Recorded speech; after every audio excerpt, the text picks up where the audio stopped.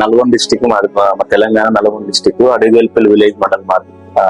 Mother father చిన్నప్పుడే చనిపోయారు. మా ముగ్గురు సిస్టర్స్. మదరు ఇట్లా ఈ యాక్టింగ్ ట్రయల్స్ అంటే ఆఫీస్ చుట్టూ ఫోటోలు పట్టుకుని ఆడిషన్ చేసి తిరిగే ప్రాసెస్ లో నేను ఒక పార్ట్ టైం జాబ్ కోసం అంటే మర్చిపోలేని అనుభవం ఏమన్నా ఉందా? అంటే జరిగిన అనుభవం అంటే మీరేమంటారు అంటే ఏమన్నా కష్టాలు పడ్డారా? అప్పుడు ఫైనాన్షియల్ గా మనం స్ట్రాంగ్ కాదు. సో అప్పుడు ఆ టైంలో నేను ఫుడ్ లేక ఇబ్బంది పడ్డ సందర్భాలు ఉన్నాయి, నడుచుకుంటూ ఆఫీసులు తిరిగిన సందర్భాలు ఉన్నాయి, అండ్ ఆకలితో పడుకున్న సందర్భాలు ఉన్నాయి, నిద్ర లేని రాత్రులు గడిపిన సందర్భాలు ఉన్నాయి, ఎన్నో రాత్రులు ఏడ్చిన సందర్భాలు ఉన్నాయి. కరోనా టైంలో షూటింగ్స్ మొత్తం ఆపేసింది. ఫైనాన్షియల్ సిచ్యువేషన్ కానీ మీ పరిస్థితి కానీ మీరు ఎలా హ్యాండిల్ చేశారు? అప్పుడు అందరిలాగానే నాకు కూడా చాలా ప్రాబ్లమ్ ఫేస్ చేశానండి. ఎందుకంటే అందరికంటే ఎక్కువ ఫేస్ చేశాను నేను. ఎందుకంటే నాకు కూడా కరోనా వచ్చింది ఆ టైంలో. నిజంగా చెప్పాలంటే అది గుర్తు చేసుకోవడం అనవసరం. ఎందుకంటే అంత ఘోరమైన సిచ్యువేషన్ అనుభవించాను నేను బట్ కష్టం కళామ తల్లి చూసిందో దేవుడు చూసిండో తెలియదు. ఈ రోజు కంఫర్టబుల్ గా ఉన్నాను. క్రీడాకోలలో బ్రహ్మానందం గారితో మీరు చేశారు. క్రీడాకోలలో బ్రహ్మానందం గారితో నేను చేయలేదండి. పర్సనల్ గా మీ ఊరు ప్లస్ మీ ఫ్యామిలీ బ్యాక్గ్రౌండ్ ఏంటి అనేది మీకు తెలుసుకోవచ్చు. రొటీన్ అండి. మాది నల్గొండ డిస్టిక్ మాది, మా తెలంగాణ నల్గొండ డిస్టిక్ అడిగేల్పల్లి విలేజ్ మండల్ మాది. మదర్ ఫాదర్ చిన్నప్పుడే చనిపోయారు. మా ముగ్గురు సిస్టర్స్. మదరు చనిపోయిన తర్వాత ఎంతో కష్టపడి మమ్మల్ని ఎంత పెంచింది. అంటే నేను కూడా అమ్మకు సపోర్ట్ గా ఉండేవాడిని. సినిమాల మీద ఇష్టంతో 2013 లో ఇక్కడికి హైదరాబాద్ వచ్చాను. మీకు తరుణ్ భాస్కర్ గారికి మధ్య పరిచయం ఎలా పెరిగింది? అదేనండి, నేనంటే 2013 లో సినిమా ఇండస్ట్రీకి వచ్చి యాక్టింగ్ ట్రైనింగ్ ఇన్స్టిట్యూట్ చేశాను. డాన్స్ లో ఇన్స్టిట్యూట్ డాన్స్ నేర్చుకున్నాను.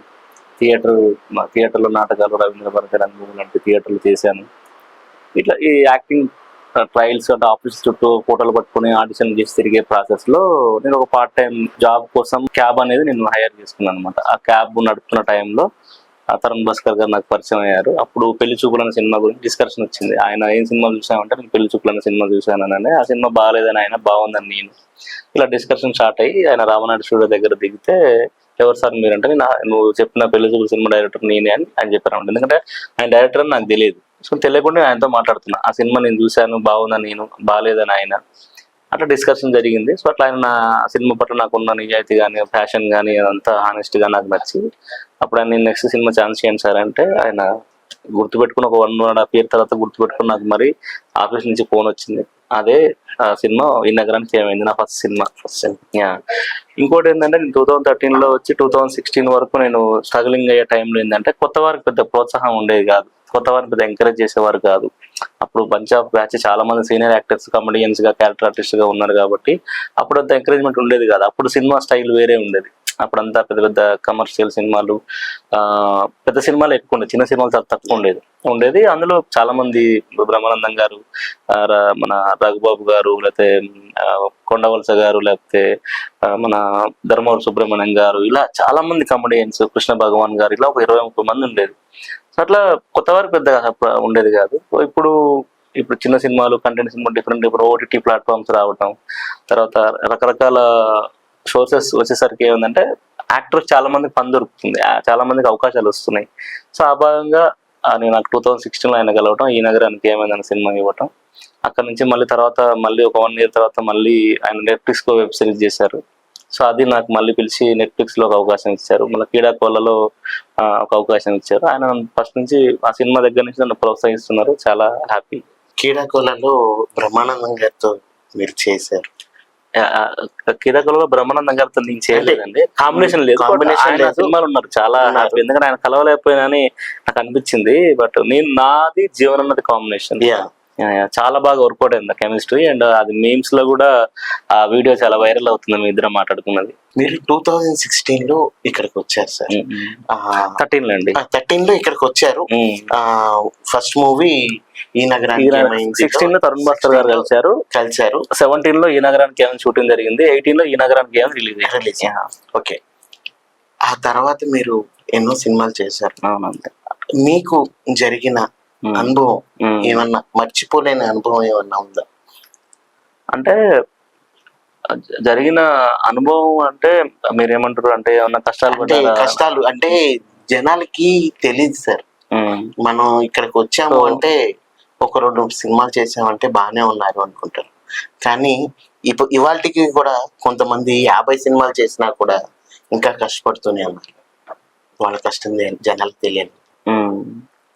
అంటే ఇక్కడ బేసిక్ గా ఎవరు ఎప్పుడు సక్సెస్ అవుతారో, ఎవరికి ఎలా అవకాశం వస్తుందని మనం ఎవరు చెప్పలేమండి. అంటే అది 50 సినిమాల 100 సినిమాలు నాకు తెలియదు. కానీ నాకైతే నేను అంత పెద్ద అంటే స్ట్రగ్లింగ్ టైంలో అయితే చాలా ఫేస్ చేశానండి. అంటే మనకి అప్పుడు ఫినాన్షియల్గా మనం అంత స్ట్రాంగ్ కాదు. సో అప్పుడు ఆ టైంలో నేను ఫుడ్ లేక ఇబ్బంది పడ్డ సందర్భాలు ఉన్నాయి, నడుచుకుంటూ ఆఫీసులు తిరిగిన సందర్భాలు ఉన్నాయి, అండ్ ఆకలితో పడుకున్న సందర్భాలు ఉన్నాయి, నిద్ర లేని రాత్రులు గడిపిన సందర్భాలు ఉన్నాయి, ఎన్నో రాత్రులు ఏడ్చిన సందర్భాలు ఉన్నాయి. బికాస్ ఆఫ్ ఫ్యాషన్, అంటే మనం దీన్ని వదిలిపెట్టి పోవద్దు అన్న ఒక ఇంటెన్షన్ తోనే ఉండి నేను అవన్నీ నాకు నచ్చే నేను చేశా, నా కోసం నేను చేసుకున్నా. సో బాధ అనిపించేది, బట్ ఎప్పుడు కూడా మళ్ళీ నా కోసం నేను చేసుకుంటున్నా కదా అని చెప్పి నేను మళ్ళీ రియలైజ్ అయ్యి నేను రొటీన్ గా నేను స్టార్ట్ చేసేది. ఆర్టిస్ట్ గా నేను ఇప్పుడు నాకు ఏంటంటే ఈ ట్రయల్స్ చేసేటప్పుడు చాలా కొన్ని చిన్న చిన్న అవమానాలు జరిగాయి, కామన్ జరుగుతాయండి. అవి జరగకపోతే మనం అంటే మనకు పెద్ద అది థ్రిల్ అనిపించదు. బేసిక్ గా అది కామన్గా ఉంటాయి. ఇప్పుడు ఆఫీసులకు వెళ్ళినప్పుడు కొంతమంది ఎవరో ఒకరిద్దరు ఏదో ఎందుకు అవసరమా మీకు, ఏదో ఊహించుకొని వచ్చేస్తారు మీరు అది అనేది, అట్లా ఒకరిద్దరు ఎవరు అన్నారు. బట్ నాకైతే పెద్ద అవమానాలు ఏం జరగలేదండి. ఎందుకంటే గాడ్ గ్రేస్ నిజంగా నాకు ఆ 3 years నేను స్ట్రగులింగ్, ఎక్కడ పోయినా నేను ఆడిషన్ బాగా ఇచ్చేవాడిని, చాలా యాక్టివ్గా ఉండేవాడిని. అందరూ నన్ను ఇంప్రెస్ అయ్యారంటే బల చేస్తే మీరు ఏదో ఇద్దామనే ఆలోచనతో ఉండేది అందరికీ. చాలా ఏదో విచిత్రంగా చాలా చాలా యాక్టివ్గా చాలా హైపర్గా నేను ఆడిషన్ చేస్తుండే.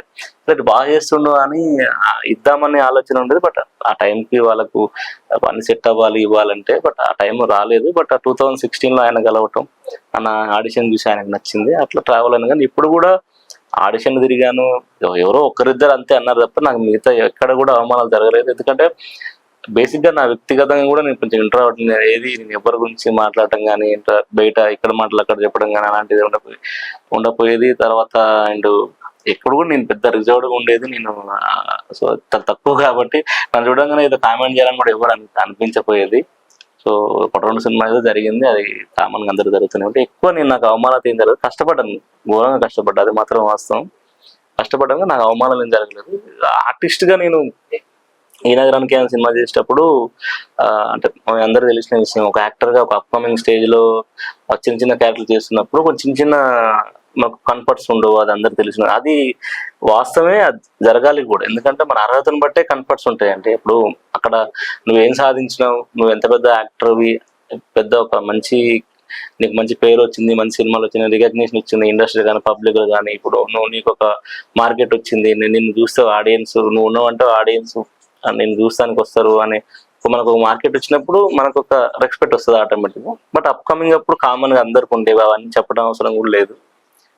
ఎప్పుడు కూడా ఇండస్ట్రీలో ఎవరిని కూడా తక్కువ అంచనా అంటే కించపరచడం కానీ అలాంటిది ఉండదండి. బేసిక్ గా చాలా మంది ఏదో బయటకు చాలా మంది చెప్తుంటారు, కానీ నాకు నచ్చదు అనమాట. నేను చూసిన వాటికైతే ఇప్పుడు ఇప్పటివరకు 30 ప్రాజెక్ట్ చేశాను, ఇంకొక 18 ప్రాజెక్ట్ రిలీజ్ ఉన్నాయి. ఎప్పుడు కూడా నాకు తెలిసి సినిమా ఇండస్ట్రీలో అలా అంటారు ఇలా ఉంటుంది అనేది అంటుంటారు, నేనైతే ఎప్పుడు చూడలేదు కూడా. యాక్చువల్గా చాలా అంటే ఫుడ్ విషయంలో మంచి ఫుడ్ ఉంటుంది, చాలా కంఫర్ట్స్ ఉంటాయి, అండ్ సేఫ్ గా ఇంటికి వెహికల్ తీసుకెళ్తారు తీసుకొస్తారు. యాక్టర్స్ కి అయితే ఎక్కువ నాకు తెలిసి కష్టాలు అంటే అప్కమింగ్ స్టేజ్ లో కంఫర్ట్స్ లెవెల్లో కొన్ని ప్రాబ్లమ్స్ ఉంటాయి, కానీ నాకు తెలిసి ఇబ్బంది అయితే ఎక్కడ పడదండి. అంటే మీరు ఇందాక అన్నారు 50 సినిమాలు చూసినా గుర్తింపు రాదని, అంటే అది మనం చెప్పలేమండి. అది గుర్తింపు రాలేదంటే బికాస్ ఆఫ్ వాళ్ళ యాక్టింగ్ అంత ఉండొచ్చు, లేకపోతే వాళ్ళు ప్రయత్నించే దాంట్లో ఏదన్నా లోపం ఉండొచ్చు, లేకపోతే అది నిజంగా అది ఎవరు చెప్పలేని ఒక ఆన్సరేనండి. అంటే ఎందుకు రాలేదు సక్సెస్ అనేది నేను చెప్పలేను. బట్ ఎవరికి ఎప్పుడు అందరికి అట్లా మనం అన్ని తెలిస్తే చాలా ఈజీగా ఉంటుంది కదా అంతా. బట్ అవన్నీ నాకు తెలియదు. బట్ అది అదృష్టం అండి. అది 50 సినిమాలు కాబట్టి ఇంకొక 100 సినిమాల తర్వాత వస్తుందేమో. ఇప్పుడు అప్పుడు ఎగ్జాంపుల్ మనకు చాలా మంది ఉన్నారు. అప్పారావు గారు అన్న ఒక యాక్టర్ ఉన్నారు. ఆయన ఇంటర్వ్యూలో చెప్తుంటే ఆయన వచ్చి 20 ఏళ్ళు చిల్లర పైన అయిందంట. చిన్న చిన్న క్యారెక్టర్ కృష్ణవంశీ గారి సినిమాలు అలా చాలా సినిమాలు చేసిన జబర్దస్త్ ఆయన ఫేమ్ వచ్చింది. ఇట్లా చాలా మంది సీనియర్ యాక్టర్స్ కూడా ఇప్పుడు గడ్డం నవీన్ అని ఒక యాక్టర్ ఉంటారు. ఆయన కూడా చాలా సంవత్సరాల సంది ఇండస్ట్రీలో ఉన్నారంట. నాకు తెలిసిన విషయం చెప్తాను. ఆయన నాకు ఒకసారి చెప్పింది ఆయన కూడా జబర్దస్త్ అవకాశం, జబర్దస్త్ తోటి ఎంతో మందికి అవకాశం వచ్చింది. అట్లా మీరు చెప్పిన 50 సినిమాలు చేసిన వాళ్ళు కూడా వాళ్ళు ఏంటంటే సిన్సియర్ గా హార్డ్ వర్క్ చేసి ప్రయత్నం చేస్తే ఏదో ఒక సినిమా ఖచ్చితంగా వస్తుందండి. హార్డ్ వర్క్ ఎవరు ఫెయిల్ అంటారు కదా. సో సక్సెస్ అనేది ఏదో ఒక రోజు వస్తుంది, కానీ పట్టుకొని ఉండాలి. అదంతే, మనకు రాలేదని ఫీల్ అవ్వద్దు, డిసప్పాయింట్ కావద్దు, పట్టుకొని ఉండాలి. మనం యాక్టర్ గా అప్డేట్ అవుతుండాలి. ఇప్పుడు వచ్చే సినిమాల్లో ఎలా వస్తున్నాయి ఏంటి, సీనియర్ యాక్టర్స్ ఉంటే కొత్తగా అప్డేట్ అవుతుండాలి, తిరుగుతుండాలి, డైరెక్టర్ తో పరిచయాలు చేసుకోవాలి, ఇండస్ట్రీలో పరిచయం చేసుకోవాలి. ఎట్లా ట్రావెలింగ్ చేస్తూ ఉంటే ఏదో ఒక రోజు మంచి క్యారెక్టర్ పడుతుంది. ఎవరు డిసప్పాయింట్ అవసరం లేదు, ఇంకా వాళ్ళు నచ్చిన పని చేస్తారు కాబట్టి డిసప్పాయింట్ అవసరం లేదు. యాక్టింగ్ అనేది ఏంటంటే చాలా కాంపిటీషన్ ఉంది కాబట్టి మల్టిపుల్ టాలెంటెడ్ అయి ఉండాలి. అంటే ఏ క్యారెక్టర్ ఇచ్చినా కూడా దానికి సహజత్వంగా చేసేటట్టు ఉండాలి. అలా ఉంటే డెఫినెట్ గా ఎవరికైనా మంచి అవకాశం వస్తుంది. పేషెన్స్ అనేది మెయిన్ ఇంపార్టెంట్. కరోనా టైంలో షూటింగ్స్ మొత్తం ఆపేసింది. ఆ టైంలో మీ ఫైనాన్షియల్ సిచ్యువేషన్ కానీ మీ పరిస్థితే కానీ మీరు ఎలా హ్యాండిల్ చేశారు? అప్పుడు అంటే అందరిలాగానే నాకు కూడా చాలా ప్రాబ్లమ్స్ ఫేస్ చేశానండి. ఎందుకంటే అందరికంటే ఎక్కువ ఫేస్ చేశాను నేను. ఎందుకంటే నాకు కూడా కరోనా వచ్చింది ఆ టైంలో. ఫినాన్షియల్ గా అప్పుడు చాలా చాలా చెప్పాలంటే నేను కొంచెం ఎమోషనల్ అంటే నేను అవ్వలేను. కానీ బేసిక్ ఏంటంటే అప్పుడు కరోనా టైంలో హాస్పిటల్ అయ్యారంటే 1 లక్ష 2 లక్షలు డబ్బులు కావాలి. అప్పుడు నాకు ఒక ఎక్కువ ఖర్చు అయింది. సో ఆ డబ్బులు ఇవ్వడానికి కూడా ఎవరైనా తీసుకొచ్చి ఇవ్వాలన్నా కొట్టాలని అందరు కూడా భయపడే సిచ్యువేషన్.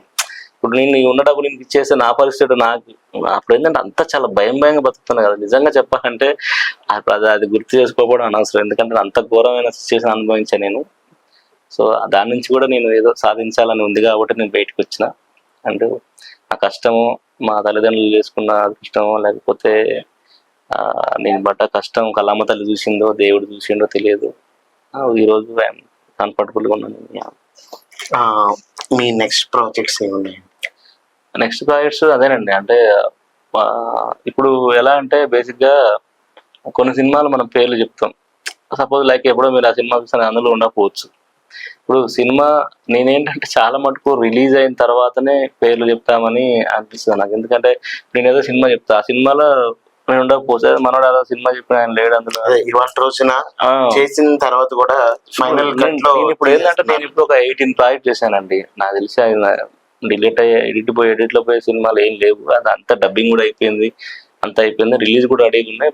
వాళ్ళతో మాట్లాడుతున్నా కూడా క్యారెక్టర్ ఉంది, చాలా మంచి క్యారెక్టర్స్ చేశాను నేను.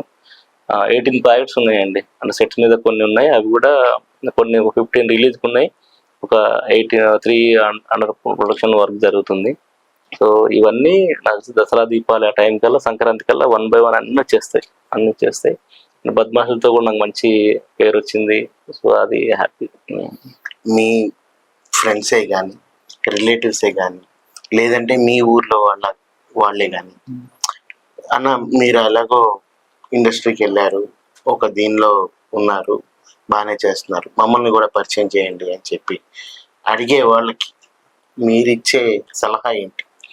అదేనండి. అంటే వాళ్ళు ఎవరైనా యాక్ట్ చేస్తా ఇంట్రెస్ట్ ఉంది, లేకపోతే ఇప్పుడు చాలా మంది అసిస్టెంట్ డైరెక్టర్ గా నన్ను పెట్టేయమని అడుగుతుంటారు, డైరెక్షన్ డిపార్ట్మెంట్ డైరెక్టర్ అవ్వాలని ఇంట్రెస్ట్ ఉందని అడుగుతుంటారు, యాక్టర్ అవ్వాలని ఇంట్రెస్ట్ ఉందని టెక్నీషియన్స్ గా అడుగుతుంటారు. ఎవరు అడిగినా కూడా వాళ్ళకి ఆ మార్గం అనేది నేను చెప్పినట్టు చూపిస్తే ఏదైనా లైట్ మెయిన్ గా లేకపోతే వర్క్ కావాలంటే మనకు తెలిసిన యూనియన్స్ లో పెట్టించి కార్డు ఇప్పించి అది చేపిస్తుంటాం. యాక్టర్ అంటే ఇక్కడికి వచ్చి ఉండండి, హైదరాబాద్ వచ్చి ఉండండి. కొన్ని ఇప్పుడు కాస్ట్ ఇప్పుడు చాలా ఈజీగా ఉంది, నేను వచ్చినప్పుడు చాలా కష్టంగా ఉండే. అప్పుడు ఆ ఫోటోలు పట్టుకొని తిరగటం అదంతా నేను చాలా కష్టపడ్డది చెప్పాలంటే. నాకు అనిపించింది ఇప్పుడు వచ్చే వాళ్ళది బాగుంది కదా, చాలా ఈజీ యాక్సెస్ ఉంది ఇప్పుడు యాక్టర్ అవడానికి. కాస్టింగ్ కాల్స్ ఉన్నాయి, కాస్టింగ్ ఏజెన్సీస్ ఉన్నాయి, అండ్ ఇప్పుడు చాలా ఈజీగా ఉంది యాక్టర్ అవ్వాలంటే. నువ్వు కాస్టింగ్ కాల్ వస్తే నువ్వు ఫోటోలు పెట్టి వీడియోలు నేను నిజంగా మంచి టాలెంటెడ్ అయితే నువ్వు వీడియో ఒక ఫోటో పెడితే నచ్చితే వాళ్ళు పిలిచి నేను ఇస్తున్నారు. ఒక సినిమాతో కూడా ఫేమస్ అయిన వాళ్ళు ఉంటారు. సో ఇప్పుడు యాక్టర్ అవ్వడానికి చాలా ఈజీ యాక్సెస్ ఉందండి. ఇప్పుడు నేను అసలు నిజంగా చెప్పాలంటే మీరు ఊర్లో అడుగుతారని అంటారు, ఆవిడ అడగాల్సిన అవసరం లేదు. ఎందుకంటే ఇప్పుడు కాస్టింగ్ సోషల్ మీడియాలో పెడుతున్నారు, ఫేస్బుక్ లో పెడుతున్నారు, ఇన్స్టాగ్రామ్ లో పెడుతున్నారు. అది చూసి వాళ్ళు కాస్టింగ్ కాల్ ఇట్లా టక్ టక్ వీడియో ఏదైనా చేసి పెడితే ఎందుకంటే ఇప్పుడు ప్రతి ఇంటికి చేరుకుంది కాస్టింగ్ కాల్ అనేది. ఇప్పుడు ఏముంది ఒక రీల్, ఇప్పుడు ఏంటంటే యాక్టర్స్ ఎవరు వచ్చి ఇక్కడ ట్రయల్స్ చేయట్లేదు, ఒక రీల్ చేస్తే ఆ రీల్ వరకు నచ్చితే ఆవేశం వస్తుంది. నేను షార్ట్ ఫిల్మ్ చేస్తే అప్పటి నిన్న టైంలో షార్ట్ ఫిల్మ్స్ కూడా ఉండేవి కాదు. షార్ట్ ఫిల్మ్ అంటే చాలా గ్రేట్ ఉండేది. సో ఇప్పుడు షార్ట్ ఫిలిమ్స్, రీల్స్, షార్ట్స్ చేస్తున్నారు, చాలా యాక్సెస్ వచ్చిందండి. అంటే చాలా దాన్ని చెప్పాలంటే మొత్తం డంపు లాగా ఇట్లా యాక్టర్స్ ఉన్నారు, ఎక్కడ పట్టినా కూడా ఉన్నారు. సో ఇప్పుడు నన్ను అడిగేంత ఎవరు ఇంతవరకు ఎవరు నిజంగా అడగలేదు కూడా. కొంతమంది అడిగితే వాళ్ళకి నేను ఇక్కడ వచ్చి ఉండండి, లేదా మీరు ఇక్కడ రకరకాల సోషల్ మీడియా మాధ్యమాలు ఉన్నాయి, మీరు ఏదో రకంగా మీ యాక్టింగ్ మీ టాలెంట్ నిరూపించుకోవచ్చు, అది ఎవరో చూస్తారు, ఇస్తారు. చాలా అది కూడా వాళ్ళు చూసి పిలిపించినప్పుడు మీకు గౌరవం ఉంటుంది మీరు వెళ్ళి ట్రై చేసేదానికంటే. అట్లా మీరు ఒకరు రావాలనుకుంటే ఇక్కడ హైదరాబాద్ వచ్చి మీరు ఎక్కడ మీకు కంఫర్టబుల్ ఉందో అక్కడ ఉండండి. నేను ఒక కాస్టింగ్ గ్రూప్స్ ఉంటాయి, మీ నెంబర్ అలా యాడ్ చేసుకుంటే కాస్టింగ్ కాల్స్ వస్తాయి. ఇలాగేనండి. అంటే ప్రాసెస్ మనం దగ్గర ఉండి చెప్పేది ఏం లేదండి. రావాలి, ఎవరో ఒకరు పరిచయం అవుతుంటారు, వాళ్ళని పట్టుకొని ట్రై చేస్తుండాలి. ఇది మనం గ్యారంటీ చెప్పలేము, ఏం చెప్పలేము వాళ్ళకి. మరి ఎవరు రావాలి, కాకపోతే మనం కొంచెం రూట్ చూపిస్తాం. అంటే ఇప్పుడు నాకు ఏం తెలియదంటే వచ్చి ఇక్కడ ఉండండి, అక్కడ ఎవరో ఒకరు కలుస్తుంటారు, మీ అంతా ట్రావెల్ చేయండి, ఆఫీసులు తిరగండి, ఆడిషన్ ఇవ్వండి, మీ ఆడిషన్ నచ్చితే ఇస్తారు. ఇక్కడ మనం ఎవరికి మనకు మన వల్ల సాధ్యమైనంత వరకు మనం చెప్తాం, మిగతాది అది వాళ్ళ కష్టం, వాళ్ళ టాలెంట్ మీద పడి ఆధారపడి ఉంటుంది. సో మన వల్ల ఎంతైతే అంత వీలైతే అంత మనం హెల్ప్ చేస్తాం అంతే.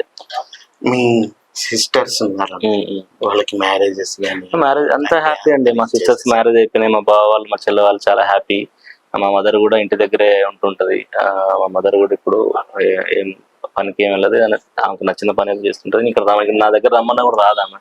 ఇంకా ఆ ఊరు వాతావరణం, ఒక 30 నెలల వయసు అక్కడ బాగా అలవాటు అయి ఉండి హైదరాబాద్ లో నా దగ్గరకు నా వారం రోజులు ఉంటుంటే చాలా ఇబ్బందిగా ఫీల్ అవుతుంది. ప్లాట్ లో ఇక్కడ అంతా చాలా ఇబ్బంది ఫీల్ అవుతుంది. అక్కడ ఊరు వాతావరణం అంతా నచ్చింది కాబట్టి అక్కడే ఉంటది. మా అమ్మగారు చాలా హెల్తీగా ఉన్నారు, హ్యాపీగా ఉన్నారు. హ్యాపీ చెల్లె వాళ్ళు, బావ వాళ్ళు అందరు కూడా చాలా వ్యవసాయ కుటుంబాలు, చాలా హ్యాపీగా ఉన్నారు, అందరూ హ్యాపీ.